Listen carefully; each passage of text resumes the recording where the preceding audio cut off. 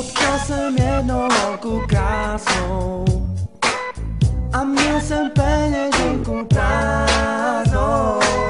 Šel jsem za ní s jednou otázkou, jestli můžu jít stejnou cestou s ní a byl jsem rád, že mě neodmítla. Chvíli jsme kecali o námořníkách. Cestou jsme viděli fakt pěkný bar, ale jak jí mám pozvat, když love nemám já. Viděl jsem na ní, že to cítí, že nemám u sebe prachy a že na mě vidí, že nejsem lakomej zmrd jako jiný, že dal bych jí všechno a všechny mi síly. Dal bych jí lásku, srdce i čas. Já myslím, že to necítí jenom jeden z nás a zítra zas bych s ní chtěl být, navštívit ten bar, kam jsme chtěli jít, ale zpátky k věci, teď jsem s ní tady, ona řekla. Dost, už jsme tady. Říkám, kde?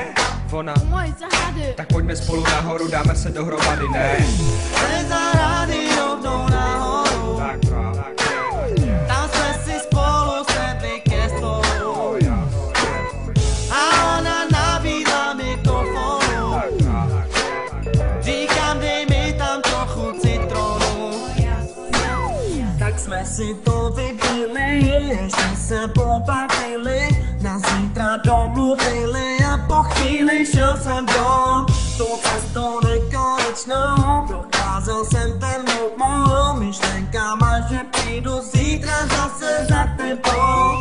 Uvidím tu tvoji tvár, víš, že já nejsem hráč, že z radosti přijdu zase na mě ráda počkáš. Tak začal druhý den, já vyšel z domu ven, celé natěšený, až uvidím tebe jen. Když jsem tam přišel, tak tam nebyla asi dělala ze mě debila. Ten mi moje srdce zlomila, takhle mě ta holka zklamala. A každá holka už je taková.